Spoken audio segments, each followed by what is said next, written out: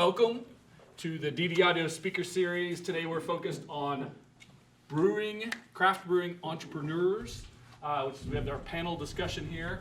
I'm your host, my name is Kyle Golding. I'm a business development professional. I work here in the building at Project 3810. First we want to thank Project 3810 for hosting us tonight and for DD Audio for being our series sponsor. So let's give a round of applause. Second, we want to thank you guys all for coming. We appreciate everyone being here tonight. We'll have an interesting about 45-minute conversation about what goes into the beer business today in Oklahoma, what you guys have gone through, where you started, where you're at. We will have Q&A definitely at the end, but along the way, you guys don't just sit, this isn't class, like I'm not a professor, okay? So if there's a question you want to ask, just yell it out. If you want them to elaborate on something, just say it, and we'll have that continuing, flowing conversation, okay? So we'll have time at the end for questions if you want, but don't feel like you have to hold your questions. Cool? Yes? Yes. Yeah. Come on, you guys have had some beer, like, right? Everyone take a big drink here. All right, so let's go down the panel. Introduce yourself. Let everyone know who you are, what brewery you're with, and how long you have been working in the beer industry. Too long. Benny Jacobs, I'm brand ambassador sales rep for Angry Scotsman Brewing. And I think I've just been with Angry Scotsman, I feel like commercially since day one, right? Pretty much. Commercially, yeah. Yeah, I mean, you've been with Scotsman for over a year now, but I mean, you've been in the craft beer industry locally, going back to back to your root days. Yeah, several years. 4 or 5 years probably. Yeah. Right. Awesome. Ross Harper, Angry Scotsman, the Angry Scot, founder, owner, General Dog's Body. And how long have you been making beer? Professionally, 2 years, going back as far as Stovetop Homebrew, gotta be pushing 13, 14 years now. Good. Yeah, I'm Patrick Lively Beerworks. I'm the president of the Craft Brewers Association of Oklahoma. I've been brewing professionally or been in the industry for 10, going on 11 years. And I homebrewed for about 5 years prior to that. I've been through several different breweries, several different situations. Right. Before Lively, you were... I was the president brewmaster at Anthem Brewing. Right. And before that, I was the production manager at Beerworks. So I've kind of been there for a while. Great experience that everyone recognizes from the Oklahoma beer scene. David Thomas with Vortex Alley Brewing. Professionally, been involved for about 2 years, coming at November 3rd, coming up real quick. As far as before that, about 15 years. I gauge off how old my son is, as far as I can figure out how long I've been doing. So about 15 years. And you're outside of Oklahoma City. I am. We're in Ponca City, Oklahoma. So we're about far north, not being Kansas. Right. So We appreciate you guys coming down tonight. And when we say drink local, Ponca City's local. Pretty local. Absolutely. Right.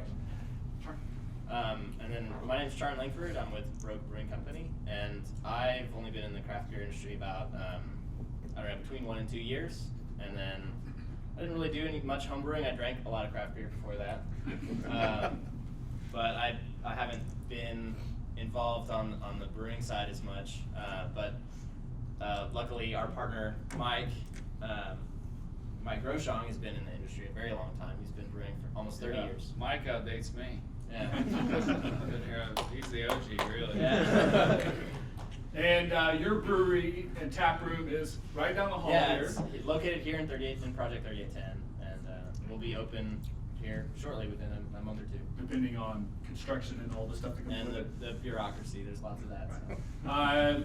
Maybe, possibly, we might get a peek our head in at some point. Yeah, we can walk through after we do the panel and see the progress. Cool.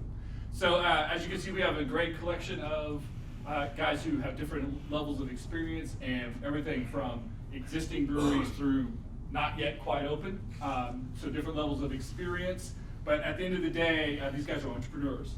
They had a passion for something and they made a business out of it. So the first question to the panel, and we'll start here with you guys, is how did you decide that's something you had a passion for, which was, you described stovetop brewing, to try to translate that into an actual business? Because there's a big gap there in how it works. Oh, it's a huge leap. I think any home brewer who thinks they can just start making bigger batches and get rich quick, I have never worked so hard in my life to make a couple $1,000 every month.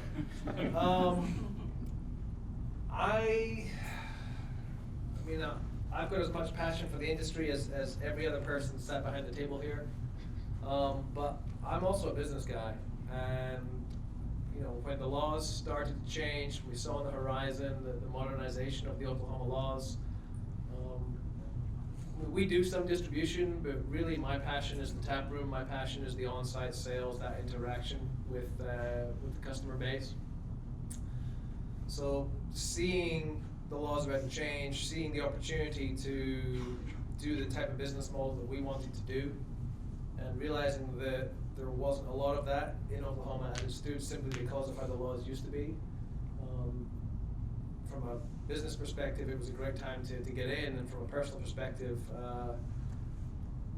I was kind of mentally checking out for the day job at the time, so I was ready for the next challenge. Now, Benny, you and I have known each other on business relationships having nothing to do with beer brewing for a long time. So I know you came from a pure business background to this entity. So how'd you make that translation? It's just being hungry, it's just wanting money, right? It's about. So why did you come work for me? Man, some days I ask myself that, right? I get up and I'm like, why did I ever?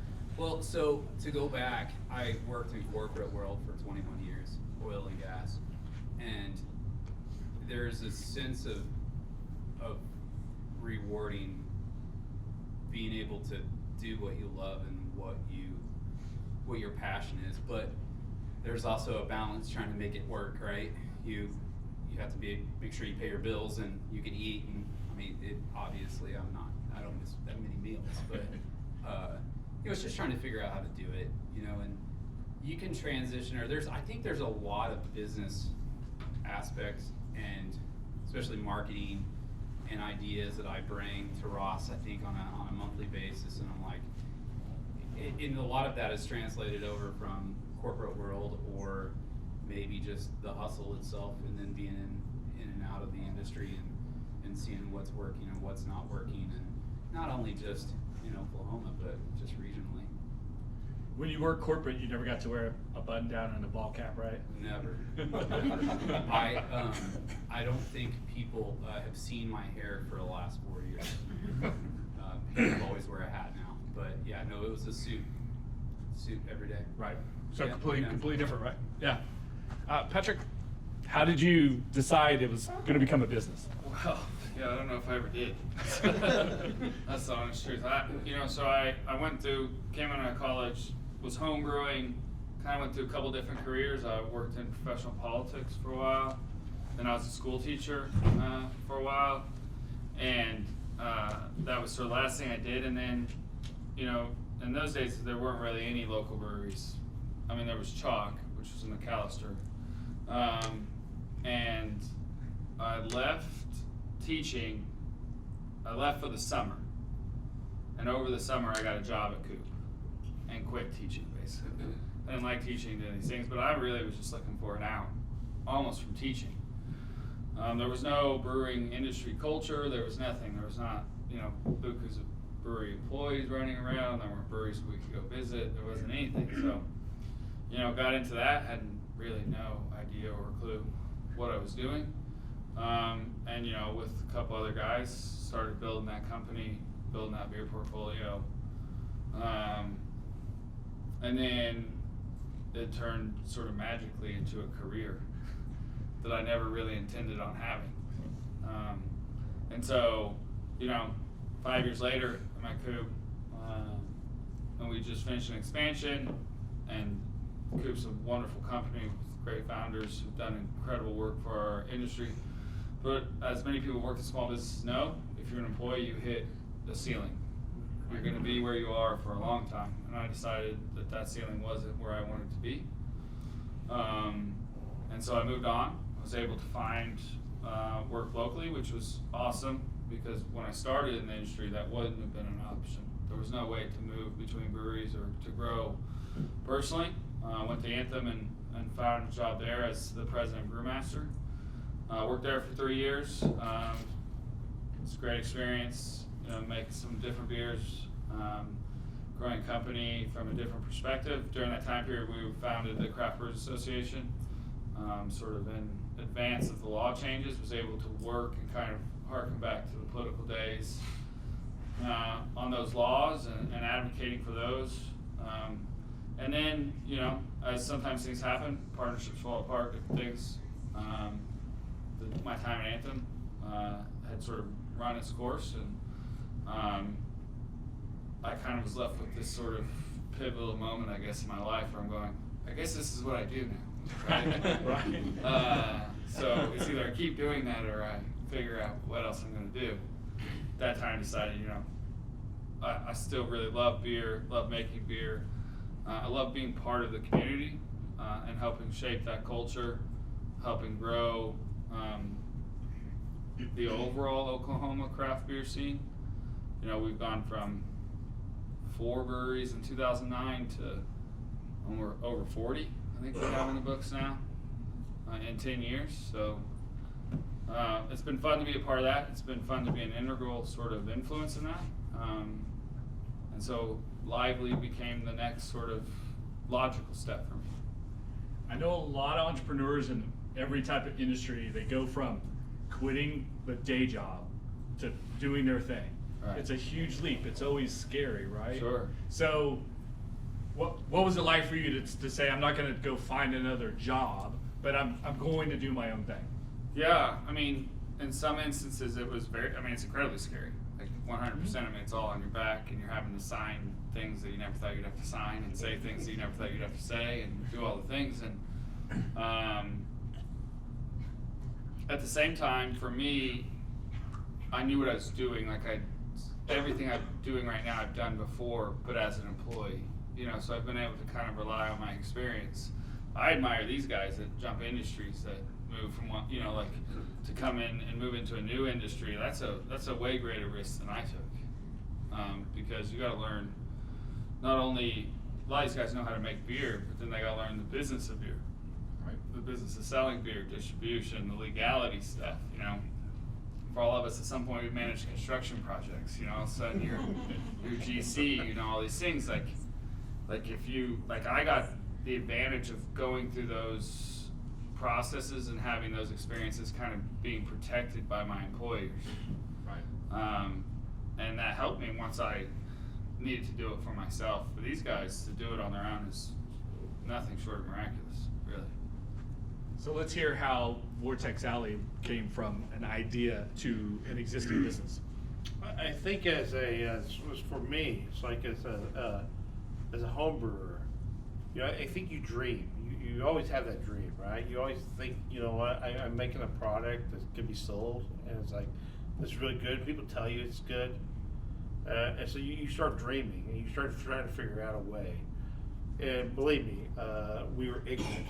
We were ignorant in our thinking that things were just easy. Like it was just, we'll just make beer, everything will be fine. So I moved to Pennsylvania for about 1.5 years. And when I got to Pennsylvania, I started seeing smaller breweries, like community breweries. They weren't huge. There was no distribution. They didn't have beer in store shelves. They had small.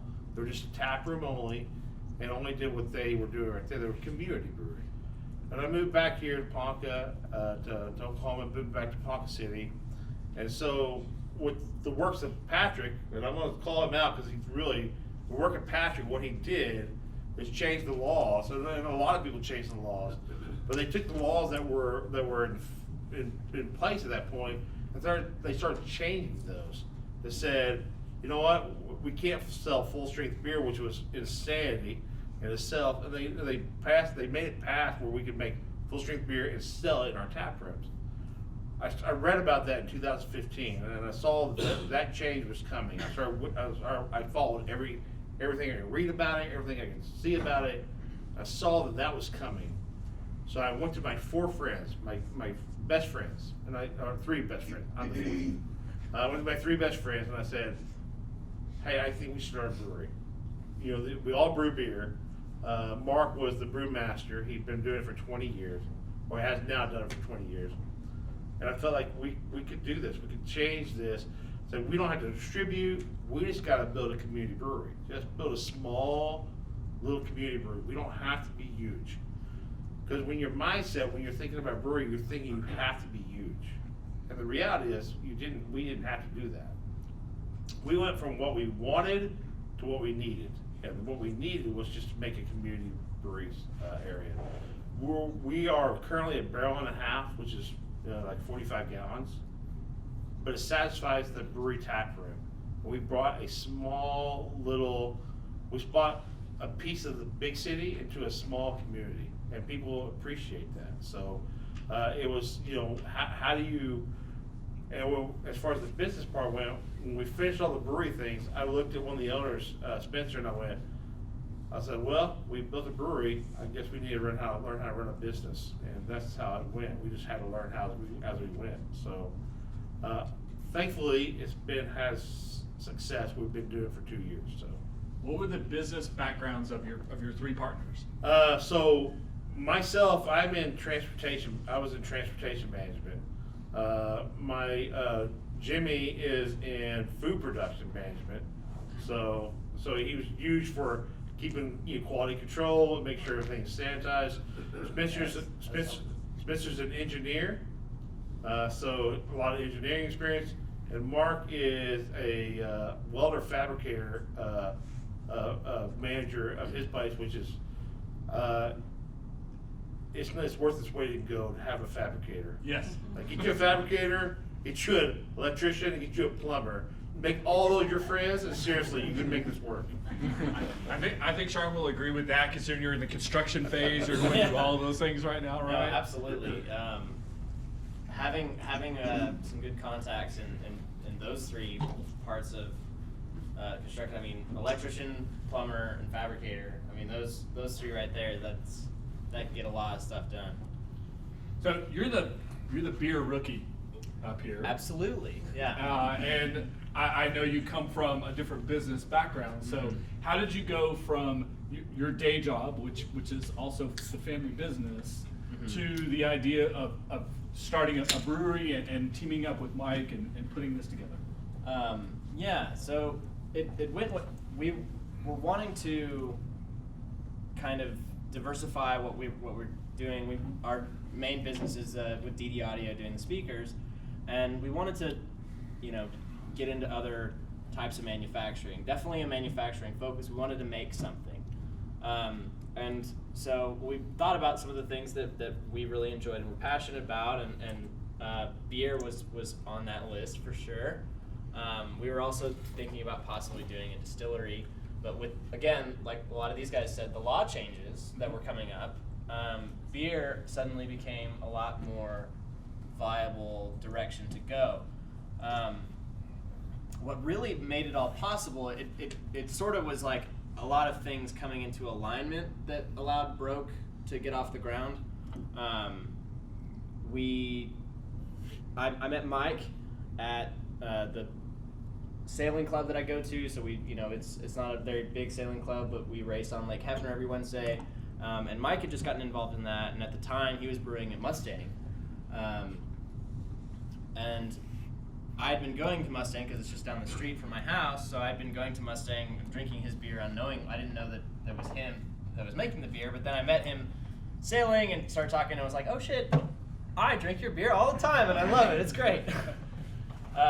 When Mustang, unfortunately, was falling on hard times and wasn't going to be able to continue anymore, it looked like, then Mike and I kind of started talks. Because, I mean, for me I wanted to get into beer, but I didn't have the experience. So it was going to take a while for me to kind of gather that. And Mike coming on board really was one of the key events that allowed everything to happen.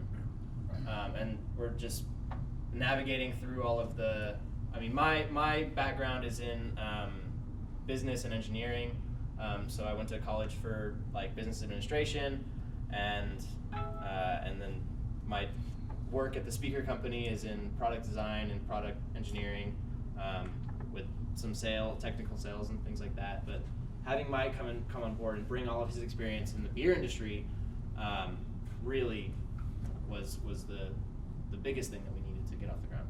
And Mike, your background is a lot like Patrick, right? You work for several different brewers around town, and Just about everybody. right. Just So about you went from being an employee to being the man. And he's shy. He's the one who came out here and talked today. So as we could see, we have a huge variety of backgrounds of where everyone came from and why they got into brewing. And there's no like specific, you have to have this type of a degree or this type of background or this type of experience to do something like this, right? No, I mean, I'm a scientist, you know, or I was a scientist. Day job now, I do business development. So, I mean, I'm used to sales, I'm used to contracts, I'm used to working with government customers. So, when you work for a defense contractor doing international sales, you start to learn government red tape pretty quickly. And if there's an industry with a lot of government red tape, it's the brewing industry. But if you have an idea and a passion and you take the steps to make it a reality, there's nothing about your degree or your background that can hold you back, right? I think it's a good takeaway for anyone who wants to be I entrepreneur. don't even know if there's a degree you can get that really prepares you to do it. No. I mean, like, you could get like an accumulation of degrees, I guess. I mean, There are brewing programs. we're starting to at some have universities brewing now. programs, but Yeah. they don't really do the business side, Mhm. right? So you can learn to brew. That really prepares you to work for someone who owns a brewery. Right. I guess you could learn to run a business. That doesn't really prepare you to make beer. Right. You know, I mean, like, so you'd have to kind of pair these things. I think the thing that I've noticed about the beer industry, and I think you guys would probably agree, is that running a craft brewery, it's not a very large business, like footprint wise. Like you don't have that many employees and you don't need that much space, but it is a really wide business. So you've got the tap room side, so you're running retail. You've got the distribution aspect, if that's something that you choose to do now, because we have the ability to. Which distributions, it's a business in and of itself. You got manufacturing, which is a huge overhead cost, and then running all the quality control and everything that goes along with manufacturing. So you have all of these different, which normally are separate businesses, and it's all crammed into one business that's just like totally.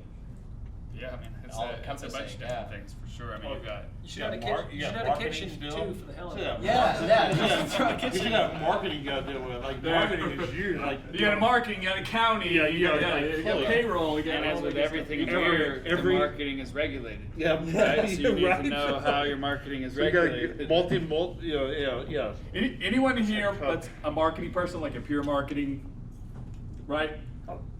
The marketing I do it, in a but I'm regulated awful at it. industry like alcohol, tobacco, Mm. now of course cannabis and CBD, medical, legal.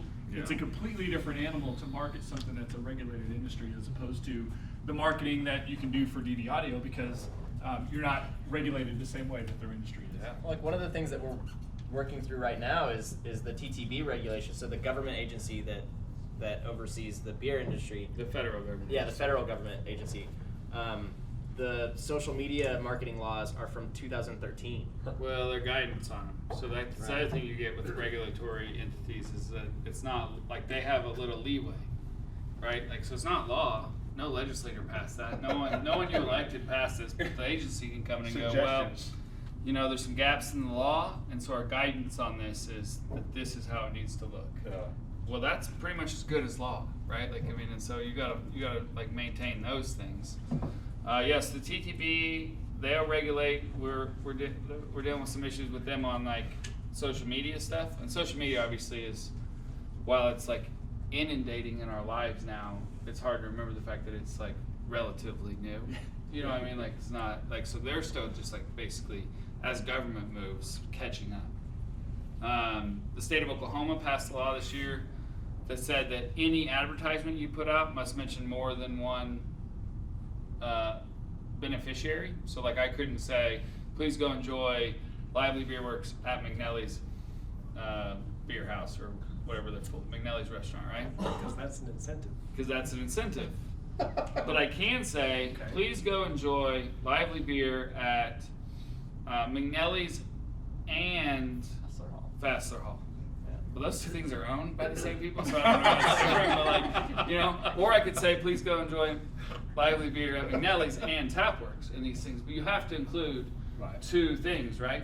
Now, that's at any advertisement, right? And what they really meant was traditional advertising. Print right? advertising, TV, radio. And the right? TTB has come out recently and said that there should be carve-outs specifically for social media that don't require that don't, you know, and so it's like getting all those things to move. is if you're running a promotion at one of those places. Yeah, So like if how you McNally's is said. doing a pint night, and you're going to promote on social media if McNally's is doing a pint night. You all have to include But something you else have in to that include tweet. somebody else Yeah. too in the pint night post. Well, then how do you like put on an Instagram post? Well, Like yeah, there are that's- TTB yeah. requirements Where's 3 other for places? what you disclose. Like you're supposed to disclose where the product's made and different things like this, right? Like in advertisements, according to TTB. How do you do that in an Instagram post? Or Twitter, because you're Or so Twitter, limited right? on your Yeah, on your or Twitter. Twitter. Then all your tweets are just So the answer, where it's made. the answer that TTB has come up with is you must put it in your tagline. So if someone clicks on your Instagram page, it must say, "Located in Oklahoma City, Oklahoma," you know, or some version of that. Does anyone here like really crazy about where their beer is made? Like, this is an audience question. Like, we want to support local breweries, right? But would you be like, well, I'm not going to drink this. It was made in Ponca City. I'm not drinking that. I don't have any idea what the goal is. What was- I don't know. what's the point? I think you would, because I think, especially with how many big breweries buy small breweries now, Yeah. you would want like. Yeah, it's the Kona is- truth in advertising. Yeah. Right? I think Okay. this is why, right? Like, so if someone said, and we've dealt with this in our industry here, and they said they were local, but weren't actually local, you know. And the TTB does technically Take regulate Kona that. Brewing, for example. Kona's a big deal. Yeah. They had a big lawsuit against them Yeah. because they were promoting they were brewed in Hawaii. Yeah. But most of their beer is brewed in Washington. Yeah, and AB InBev owns them. Yeah. So they have a big lawsuit, and you can go on their website, submit your receipt, and they'll send you like $40 if you bought their beer. But why does that even matter? Because- Like it's still, But if I'm a I mean, Hawaiian, their and I wanna tagline support is Hawaii, liquid Okay. aloha. Yeah. but that's what you're it's- still sporting InBev, it still sucks. Well, yeah, no, but like, but if it didn't say that on the can or anything, then you would feel cheated and you wouldn't know it was anyways. I mean, there's like, it feels good to buy local for sure, Yeah. but it's not like if someone said the beef you're eating today was processed 2 years ago, you'd be like, oh, I don't want to eat that beef. That No, probably is bad, there's right? no danger. Right, but there's no danger in was it made in Ponca City or Tulsa. But there is or loss something. created if you feel like you were buying one thing and you didn't buy True, it. true. And you did, you know, But, like but you were misled. why is the alcohol industry more heavily regulated in that specific area as opposed to every other industry? I just think because we have a regulatory body Yeah. And then you have a state body as well, right? and a state regulatory body. Yeah. And all of theirs is more guidelines as opposed to like hard written interpretation of law. Yeah, that's interesting. That could probably be a whole other Yeah. conversation. So- we'll let you off the hook. We've only got an hour left. Yeah. Right. Come on. So every business needs great brand recognition, so that people who, when they have your product, they like it, whether it's at a bar or a restaurant in your tap room and sampling like this, they could go and buy it again, right? So tell us the story, because I got to hear the story recently, so this is a good story. We'll start with Angry Scotsman again. Tell us the story of the brand and the name Angry Scots. Well, that's a story from about 14 years ago when I lived in Miami. That's Miami, Florida, not Miami. Not Miami. Just to clarify. Which one's better? Having never been to Miami, I can only speak on my South Beach experience. But I moved to the States back in 2001 to go to grad school. And I was 2 semesters in, and one morning I'm talking to my roommates. And I felt a little rough because I'd been on the sauce the night before. And they asked what was going on. I said, I had a few beers last night. I got a little pissed. And in British vernacular, that means I got a little drunk, because pissed off means angry. But they just thought I was an angry drunk.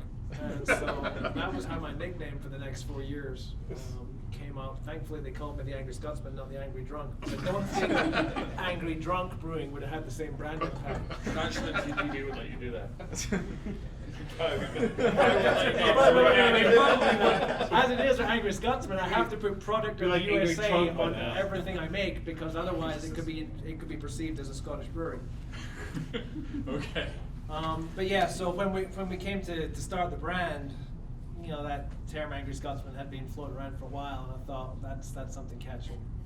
And I actually, one of my big investors, when we first got talking, he said, love the business plan, hate the name.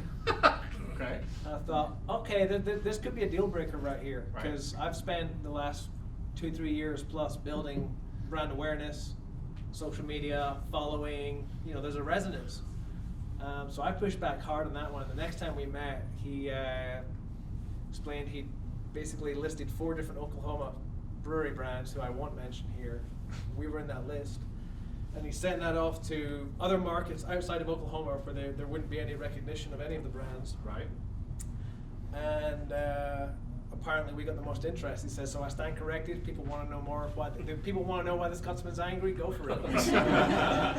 So he did a focus group. He did a focus group in like 3 different states. Right. And got the result he wanted. Now, Vinny, you were telling me that the actual illustration of the Angry Scotsman, it went through a few different variations too before it ended up where it's at, right? Yeah, but I mean, I think Ross could speak more on that. I mean, yeah, I mean, we even have, I don't know if we sell those little tulip glasses. We've still got a few left on the shelf somewhere that There's might some make an old- appearance this there's some weekend old at the anniversary school, party. Yeah, give this the opportunity. 2nd anniversary. I have one of It's those. going to be Saturday. We're opening early, 11 a.m. And now he's on the hook to put some of those tulip old school branded glasses out on the shelf for sale. So stop by. Gotta go find them now. so. That's what I do, business. Everybody gets development. angry? Is Um, that what it says on it? I mean, yeah, and it's so cool. And I think that the tagline, "Everybody gets angry," is That everybody- was coming back, yeah. And We, it's gonna come back with some hoodies and some stuff like that and some branding. But to touch a little bit on branding, at the beginning of this question is that, you know, I'm the sales guy, so it's easy. It's never easy. Sorry. Easier if you could walk into an off-premise place with this can. Right. And I mean, you could go in and talk about the brand and talk about the brewery and talk about your different styles of beers and everything that you offer. But if you walk in there with this can or a series of cans that, you know, are a different color with the style, different color pack text and all that, I mean, it makes my job a lot easier. Yeah. The brand is one of, by far, I've worked with several brands in the last 10 plus years, and this is by far one of the easier ones for me. Yeah, to me, brand consistency was key. I want, you know, when I looked at the logo that we've got here, Benny's shirt, I wanted it that you could look at the face and it wouldn't have to say Angry Scotsman under it for you to recognize. The same way Anthem has the imp, you can recognize the imp. You can recognize the Coop Anvil, the rough-tailed lizard. You can just go, I know exactly what brewery that is right off the bat. It's the Nike swoosh. Yeah. Yeah. Right. And beyond that, I wanted consistency amongst the cans. Certain breweries, Coop, for example, do a really good job. When you look at a Coop can, you know it's a Coop can. Mm-hmm. There's other breweries in the state who their cans are, every can has its own eclectic design. But when you've got all those lined up on the shelf, that gets lost against every other brand on the shelf. And I wanted the billboard effect, so that when my cans are right next to each other, you've got the same parallel white band across all the cans, you've got the same logo above each can, it's just the different colors as it goes. Yes. I wanted something that just, there's strength in the brand as you put more and more cans beside each other. And what Patrick or what Ross is saying about consistency and brand goes across every single business.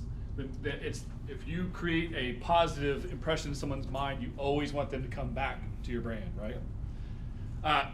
Can't wait to hear how Lively came about, considering all the factors. So tell us. Yeah, so I think what's interesting is that no one will believe me when I say that I wasn't really psyched about using my name as the brand name. I think naming things in the brewing industry is incredibly difficult, because there are 6,000 breweries and they have hundreds of beers each. And so not only can you not name your brewery something that is another brewery's name, you can't really name your brewery something that is another brewery's beer name. Right. Right? So when you start talking about the options, it gets dwindled, right? But then we really started like diving deep into the project and you know what it meant to us and these things, and you know the most common answer these guys are going to get, or common question that they're going to get, is why the name? Why the name? What's the name, right? What's the logo? What's these things, right? You know. And so it just seemed easy, right?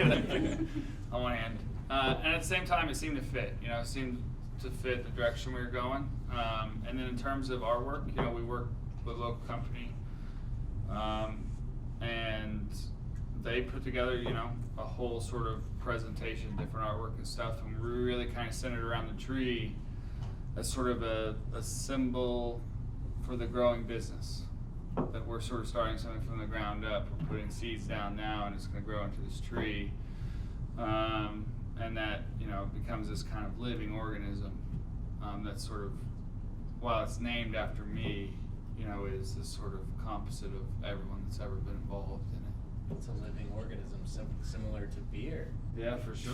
100% unless you pasteurize it. If I remember right, from discussions we had back then, wasn't someone else using the Lively name somewhere? Yeah, that was an interesting thing. There was a brewery, Lively Brewing Company in Belfast, Maine, or I think it was in Belfast, somewhere in South Central Maine, and they had shut down, and so we had to kind of go through some due diligence on whether or not we were allowed to use it, whether that was going to be a positive thing, you know. Trademark law is very confusing. Awesome. And very, very difficult to kind of find your pathway. And, you know, with most things, the answer is it depends. And then you like square that with trademark law. It's like, well, maybe. You may be infracting. You may, you know. But we, you know, they had not done any general trademark stuff. And since they weren't operating a business, we sort of felt like it was positive to move forward. You know, I had the opportunity to be a part of different branding projects at Coop and at Anthem, and I think all those guys are doing the best they can after learning over time, because they weren't branding experts, and I was lucky enough to kind of move in. So, you know, like Ross said, we all kind of benefit from those lessons. You know, I was there when the first Coop cans came out, and we were real psyched on them. Then we had the next ones, and we start to learn about brand consistency and these things, and how you make sure that when people look at your beer, they know it's your beer. And so all those things definitely played a part. And it's kind of fun, you know. I think luckily I was blessed with a last name that fits, you know. You weren't Mr. Dumas. You would Yeah. be Mr. Dumas, right? Yeah. Yeah, so we, you know, Lively allows us to create a fun brand, an energetic brand, and that's kind of what we wanted, and we're excited about it, yeah. Let's hear about Vortex Alley. So Vortex Alley Brewing as this name goes, like people think, well, Vortex Alley, you're based enough of tornadoes. Like, I lived in Ponca City for 40 plus years, never seen one tornado. So I was like, no, but I get it, I understand it. So how this was presented to us is Mark, one of the partners, and great friends of mine, his fiance, now wife, had presented this to us at Vortex Alley Brewing. And what captivated me on the name, so it actually wasn't even Vortex Alley Brewing, it was just Vortex Brewing. So what captivated me on that, it's like, as far as when you're whirlpooling your wort, you're creating a vortex at the bottom of the pot. And you're pulling everything towards the center of that, getting all of that stuff. And when you do a starter on a yeast, you're creating a vortex in that thing too. So that was very captivating. The vortex, by its definition, is it's a center location that pulls things towards it. So as a community brewery, that's what we wanted to be. We wanted to be that center location that pulls things towards it. In 2 years, the block that we were on when we first started, the block we're on, it's like it stretches to the west. It had 5 buildings. Only one of them was occupied other than us. Since we moved in, all 5 of those buildings are full now. They have businesses inside them. To the south, to the north of us, there's or to the east of us, there's a salon that came in, and they rebuilt and revitalized this location, and built that there. To the southwest of us is a cigar bar that just opened up back in June. That has just revitalized this rundown area that was been closed for like 15 years, and they revitalized that. So we feel like we were trying to do was not just bring people to us, but bring businesses to us. The street that we're on, which is central in Park City, grew to it grew 200% in traffic. So and they needed more parking. So what they did is they reduced it from a 4-lane to a 2-lane and put in 16 more parking spots. And that's a major commitment from the city. Absolutely. Which means that you are actually really affecting the traffic patterns and the economic impact of that area. And we don't just feel that we are told that we are. So it's not like we're just saying, hey, we feel like we're doing something. We're told constantly we're doing something. We received Business of the Year, New Business of the Year in 2018. Nice. We received Oklahoma New Business of the Year. Well, that's actually 2017 New Business of the Year. New Business of the Year of Oklahoma and New Attraction of Oklahoma in 2018. Both the same night. We did that in here in Oklahoma City. We came to Oklahoma City. We had to split up our groups just so we can conquer each award ceremony. But it was just, Fantastic. so we had, the thing is, the community breweries are the future. I'll say this all the time, and that's what we created. We created a community brewery. We have no TVs in our place. We have no jukeboxes in our place. We have none of that. What we built was an idea that says, you come here and you do what our people, the forefathers who came before us did. You come in and you visit, you talk, Drink beer. you have communication, you create beer, and you create ideas while you're there. So that's what happened. You went kind of against the norm. Absolutely. And did something very different for a very specific reason.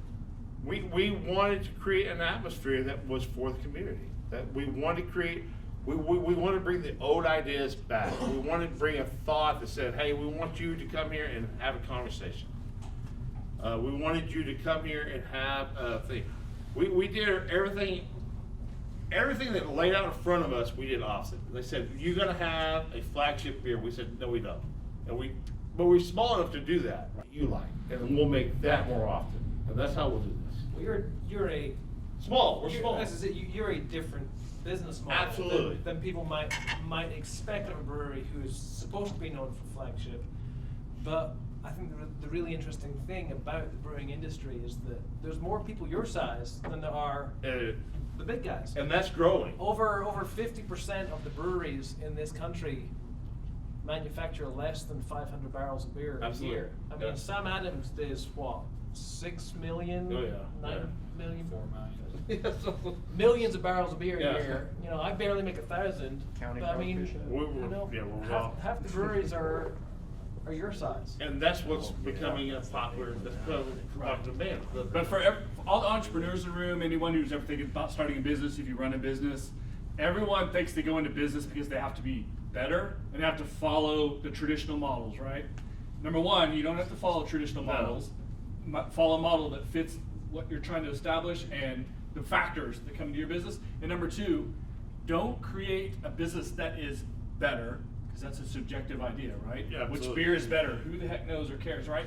Create a business model that's different, that fills a need within your community or within a market. Then you have the opportunity to be successful. Correct. Find a need. Fantastic lesson for any entrepreneur. Right? Find a need in the market and serve it. I mean, when we were at the Capitol advocating for the law changes, this is what we were telling people.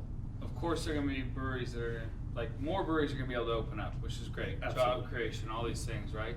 But what you're going to have is in the urban areas, you're going to have people move into dilapidated areas and open breweries, and that's going to spur economic development. So, how valuable is that, right?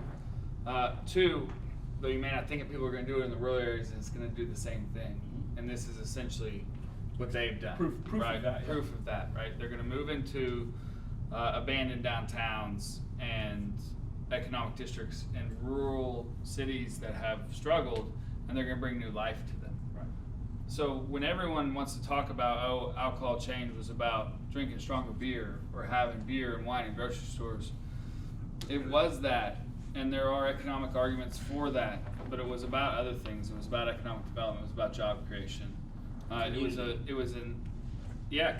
Community. Yeah. It was. It was also how bad law, existing law that was written 50, 60, who knows, 80, 100 years ago, was choking those opportunities out 100%. before, right? And choking our state from a cultural perspective. Cultural, economically, Yeah. business-wise, etc. Right? Yeah. So again, a good example. There's no set way to do business. There's good business practices and there's business models that make sense, but every business model has to be adaptive to what you're trying to accomplish, where you're doing it at, and the parameters that you work within, right? Yes, and and was saying that it gives you an opportunity. Like I'm gonna say that I'm not patting myself on the back. I believe I don't even think I deserve the award. But what I'm saying is like it gave me a chance to get involved with my community. Last Friday I was awarded Hero of Main Street from Ponca City. I don't think I deserved it, but I'm happy to accept it. But I was like, if I didn't have the brewery, if the brewery was not involved, I never would have got that, ever. But it's not lip service because the city wouldn't invest the time to redo a main thoroughfare for parking, etc. if you weren't having an economic impact. Absolutely.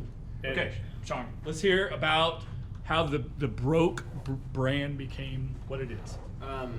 When we first started talking about doing the brewery, we had landed on a more nautical themed name because of the how we met with the sailing club, and the name that we kind of settled on it was already taken. So And your second name, and your third name, and your fourth yeah, name. we just so that really started the. Not to interrupt you, but there's literally a brewery in the state called Nothing's Left because Yeah. they felt there was nothing's left. Yeah. Travis. Yeah. Yeah, that's Nothing's Left out of Tulsa, and they make some great beer. So Yes. go have it. So that put us back to the drawing board on names. So we're trying to think of names, and then at that same time, while we were trying to think of new names, one of our key investors that we were kind of planning the whole business around ended up falling through and pulling out altogether. Which happens a lot. Yeah. And so we're in the middle of like this name crisis, which all of a sudden feels like not that big of a deal anymore, comparatively to the like impending crisis of like, can we even make this work now that one of our key partners is no longer going to be involved? I think you're broke. So we're looking at the numbers and whether or not we can bootstrap it ourselves, or if we're going to have to go and try and find another investor and go through that whole process. And the numbers worked, but barely. So we decided fuck it, we're going to go for Broke. And this is while we're already thinking like primed and thinking about names, and it was like, well, I think that's it. So we just ended up calling it Broke Brewing Company for that reason. And so if it ain't broke, don't drink it. Damn, I feel like I didn't bring out enough profanity. You're like, you're nailing it right now.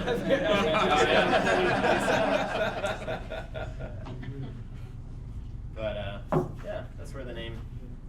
So let's start back here at this end of and playing off. Something unexpected happened.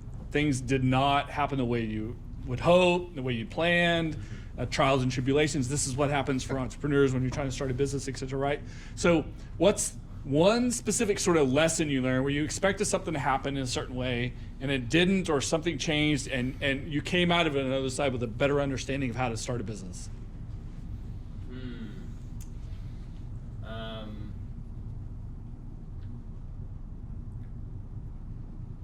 I think a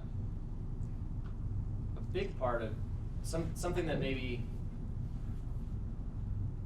we weren't sure where exactly. Like we looked at several locations before, and we settled on one, and then that didn't work, and we settled on another one. And what was kind of interesting about that is every time we like found a location that we thought might work, and then ended up falling through, and it happened 2 or 3 times. The whole business changed because we're trying to like make the business fit into the location, and what we kind of learned through that was to take a step back and like what you were talking about earlier of like look at our goals of what we're trying to accomplish with the brewery without any of the constraints, and then make that work with the space that we find. Like really just focusing on the core element of the business, which is what are we trying to do? What's different about our business model? What is needed in our community? What hole or niche are we filling? And then working back from that instead of trying to make a niche appear out of other factors. And you didn't let negatives hold you back. You almost made it focus you more on what you should be doing. Right. Yeah. It was that was a learning experience. That was kind of interesting. Business lesson you learned from something you didn't expect. So, so the main thing we said early, like we found that early on, and was our motto, was our battle cry all the time. It's like the only thing is we don't know shit. You only know what you don't know, right? Like we're like, holy crap, we thought we knew stuff. We don't know a damn thing. We're seriously screwed. But I had a talk with some jumbles last night. I'm on the phone with them, and they're like talking to me. It's like, and they were shocked to hear. I was like, look, I said, what you need to know is you're going to bleed money for 1.5 years. Just know that. It's like if you can make it through that, you'll be fine. But you'll bleed money for 1.5 years. They're like, 1.5 years? It's like, yeah.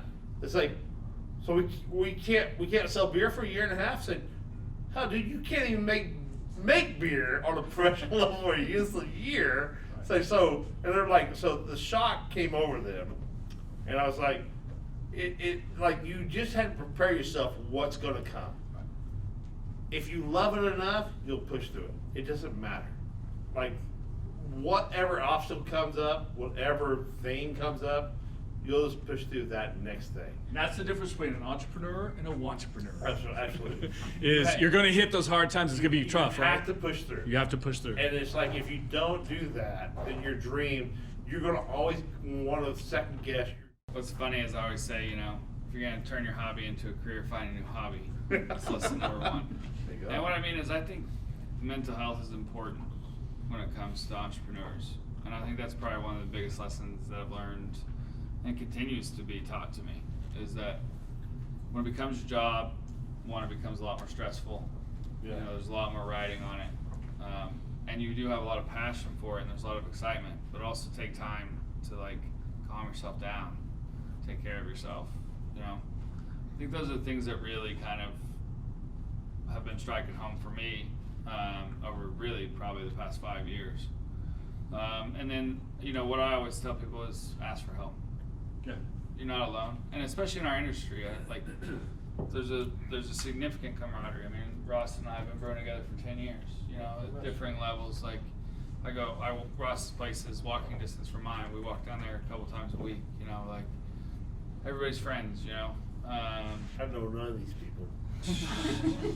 Obviously not, right? But actually, I'm gonna hit on that real quick, because a lot of people in business sometimes go into business like it's war, right? Like they have to steamroll everyone, and anyone who's their competitor or might compete for $1 is the enemy, right? That's the exact opposite attitude you should have, right? Yeah, and I mean, so Sam Caljon from Dogfish Head has this statement that he uses a lot, which is the craft beer industry is 99% asshole free. So there are people out there who are like that, but when you're in a market where collectively the 5 of us sitting at this table occupy less than 1/1,000,000th of the beer market in the state. You know what I mean? We're not really fighting for massive chunks of market share here, right? If we want to get complicated about it. If we talk about the general brewing industry, we're at about 15% of the overall U.S. market now. That's spread across 7,000 breweries. So and there's a couple big companies out there that own the majority of. You may have noticed Yeah. that he said 6,000 earlier. That's because 1,000 breweries opened. That's how quick they open. Yeah. And But, so, but that attitude that people who make beer and you make beer, therefore you should be adversaries is really ridiculous, oh, right? and the idea of brand loyalty in the beer industry is gone. Right. Like, anyone who thinks that someone's going out there and they're like, I only drink Lively. If someone told me that, I'd be like, you're lying. Right? And I hope that you don't. I hope that you I will drink stab all these anyone guys. who doesn't drink. I hope that I really hope that someone that drinks my beer and that's their first experience with craft beer, their first experience with Oklahoma craft beer, go find these guys next. You know, that's the way it's supposed to work. You know? It is, and too many just business people, not necessarily entrepreneurs, but too many people in business get so focused on beating the competitors. Yeah. But it's not about beating competitors, right? It's about Well, creating yeah. your best product. It's for actually your best about beating audience. InBev. So that's really, it's like we're all about Good luck. beating And InBev. there's an argument out there. We're chipping. There's We're an argument chipping. out there that it's about being liquor and it's about being wine. That more people Yeah. drinking beer Just- helps us all. Like, I mean, there's multiple ways you can look at it, right? Like, Just InBev for me. but at the end of the day, I mean, I think that you could get lost in that whole deal, Yes. right? But did you really get into making beer because you wanted to get lost in competition? Right. You got into making beer because you love beer. You know what's great about drinking beer? Drinking it with your friends. And some of my best friends work in the industry. I don't want to hate them because they work for someone else, you know? It doesn't matter. Like, It's a solid lesson for entrepreneurs. Don't create a business that beats everybody. Create a business that connects with the right audience for the right reasons. be the best business you can be. As far as craft brewing goes, like seriously, as far as the people I've dealt with, like it's the friendliest. Like you don't expect it. It's actually offsetting how friendly it is. Like you're like, what do you want from me? Like you're like I got sent over my child to you. But this is What's Oklahoma. We're happening, pretty right? friendly, right? I don't know if it's just Oklahoma, but I deal with a lot of breweries outside of Oklahoma. It's like it really Big is breweries, really small a breweries. friendly audience. They want it's like we're battling this giant, and if the more of us, the better we get to beat the giant. There you go. Angry Scots guys, what's a business lesson that something unexpected that you learned a lesson from that people could take from today? I'm not sure about the unexpected part, but for me, if anything, it was doesn't matter how good your plan is, you're going to have to change it on the fly. Yep. I mean, we can throw out all these motivational posters on the wall. Fail to plan means planning to fail.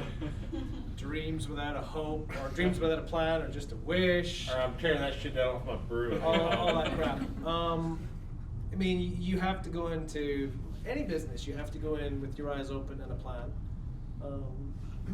David touched on it. You know, you have to realize that with all the permitting in place and all of the red tape and all the processes of construction and not being able to get certain permits started until you're looking at 18 to 24 months before you can start to brew beer and see any kind of revenue, not even net revenue, just any kind of money in for the beer.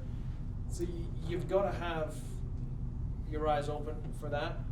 But I don't think any of us have not stumbled over a roadblock at some point. But the trick is, here comes another motivational point. You've got to pick yourself up and dust off and get back. Because if you're going to sit there and have a tantrum or sit there and just feel like the world's out to get you, then guess what? You're going to fail.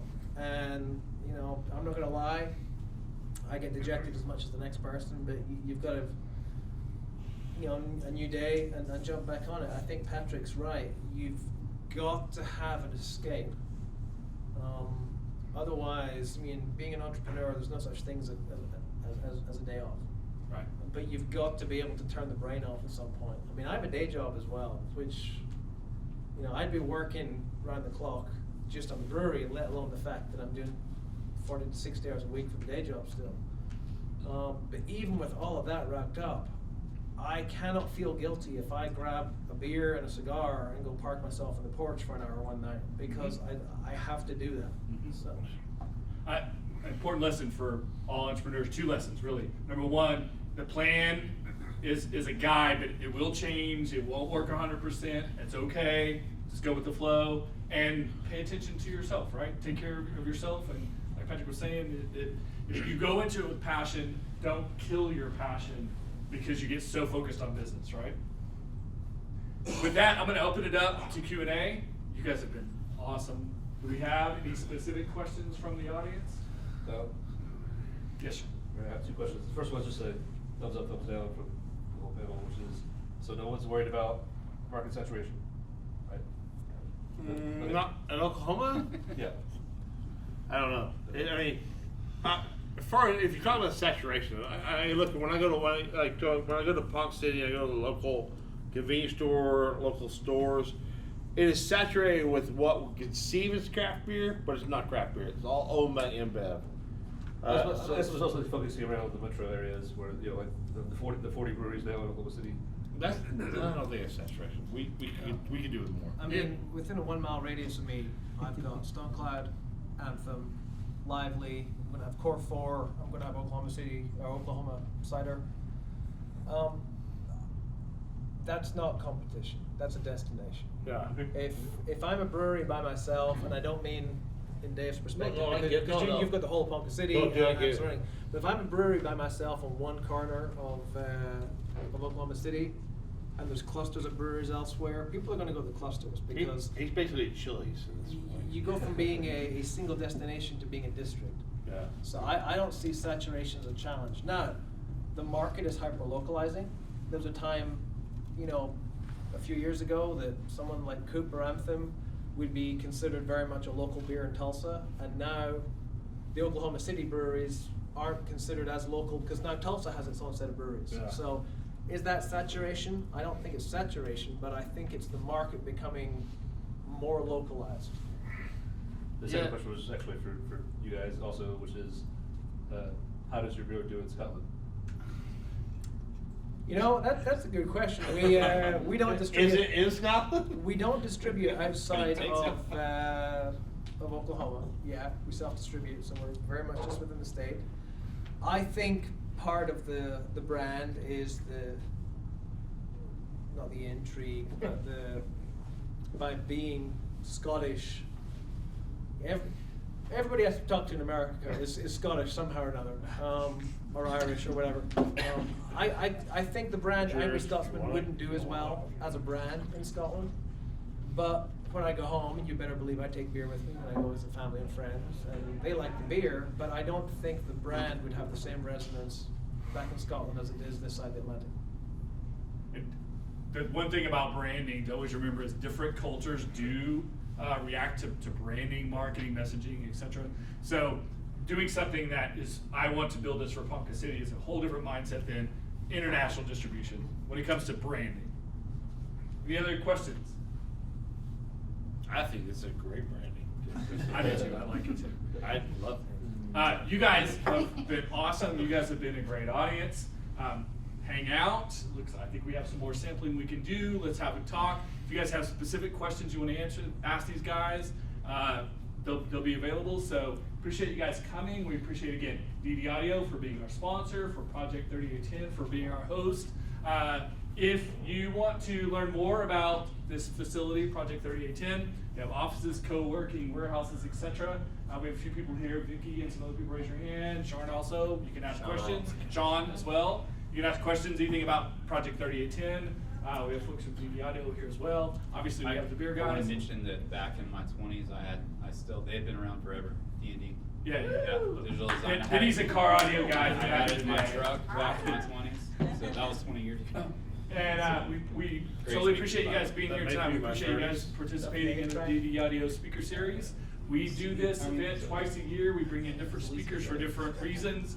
It's always based on taking a passion for what you do and something that starts as a hobby and becomes a career and becomes entrepreneurial.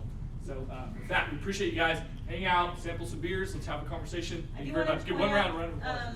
So art on the wall is a local artist, Nick Lillard. Cheers, me. So, well, we're gonna watch our social media for more information on him, and he's gonna be doing a showing. At Project 3810 on Twitter, That's right. on Facebook, and on Instagram. Round of applause for our panel tonight.